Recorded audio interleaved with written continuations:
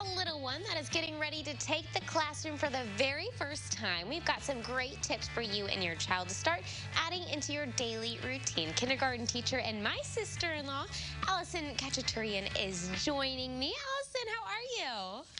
Good. How are you doing? I'm well, thank you. This is so fun. And I know that you've been a teacher now like 7 years, right?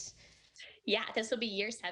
Okay, and kindergarten the past couple, and I know a lot of parents can be nervous as they're sending their little ones off into the classroom for the first time, but as a kindergarten teacher, you have collected some of those tips over the years of things that parents can start adding into their routines with their kids in order to make this transition a little bit easier.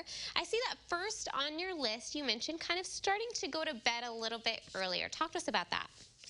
Yes, it's such a big transition, both for the families and for the kindergartner. And so going to bed a little bit earlier, it's going to be a long couple of weeks or months. So kind of changing up that summer routine of staying out a little later, especially since it's lighter later, and going to bed so that they can be fully rested to have their best day. And you also mentioned engaging with books like kind of on a daily basis.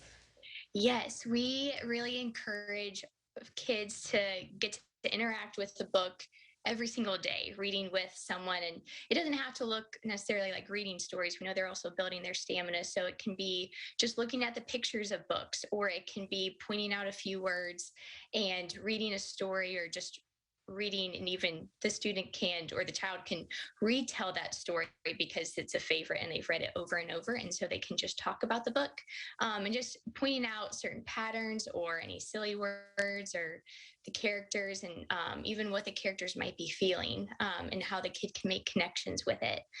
The next one on the list here is identifying their name and items, which is something that I could see is very important when someone may have a crayon box that looks very similar to theirs. Yes, yeah, chances are that the family that is getting the materials is going to the same store as a lot of the other families in the classroom. And so it's the first time that, or it could be the first time that a child needs to identify their water bottle, because they might be used to in their home that, of course, the water bottle is theirs. But all of a sudden, there's 20 something other kids that also assume a water bottle is theirs. So just learning to identify which one is theirs, and that can be really easy by identifying their name, as well. And it can be the way that they start learning letters too, just learning the beginning letter in their name. Which leads right into the next tip of practicing writing your name and getting comfortable with those letters as well. Yes, that's a great way that I try to share with families to start with recognizing letters, is just use the letters in their name, because there's no word that they're probably going to use more in their whole life. And so So true. they can build that confidence learning those letters. It doesn't need to be alphabetical order. It can just be learning the first letter. And you can use that by just little things in your day. You can look at the cereal box and see if there's a letter in there that is also in their name, or look at signs that as you're walking around your neighborhood, you can look at those letters as well. Um, and just point out that they can identify it, they know the name of the letter. And a lot of times we talk too about letter sounds that kids can learn, and that's sort of school jargon. I feel like that can be new to some families. Very, very informative and things that you might not think about too. Another one that point that you give is counting to 20. And this can happen anytime, anywhere, whenever you're just sitting there, just count to 20. Yes, absolutely. It can be as you're walking to the car, it can be as they're getting ready to sit at the table, it can be absolutely any time. And for them to learn how to count from 1 to 20 is going to equip them well to work with even higher numbers as they go throughout school. So the goal in kindergarten is 1 through 20, and it will just set them up well to continue on, for the rest of the numbers. Let's talk about the importance of fine motor skills. Yes, fine motor skills are huge, and sometimes a little bit forgotten or neglected, especially as we want to help children too.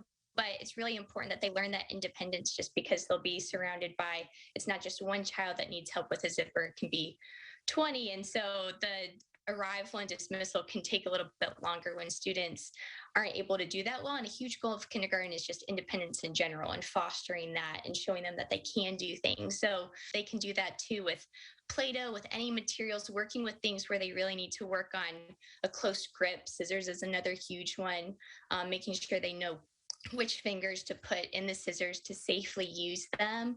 Now, the last tip on here before we wrap up is wellness. Talk to me about this one. Yes, so just children being able to advocate for themselves, for to share what they like and what they dislike. If someone does something that might bother them, it's important for them to learn how to express those feelings and say, I didn't like it when this happened, and advocating for themselves, as well as learning to go to adults if they have a problem with something or they might not like something, as well as just engaging with other kids and identifying their emotions. And you can do that just through talking either about in movies or TV shows or books what feelings the characters might be having, but just modeling to them so they can start identifying those feelings that they're going to get Yeah. as they start something new and for the rest of their life is really what we're building foundational skills. Absolutely. All great tips. And I'm sure as parents start implementing maybe some of these into their daily routines, that will also give them a little bit of comfort and a boost of confidence knowing that they're sending in their child ready to go into the classroom and to experience and embrace all the great things that they can experience in a classroom. Allison, thank you so much. We'll connect you with all these great tips over on our website, CILiving.tv.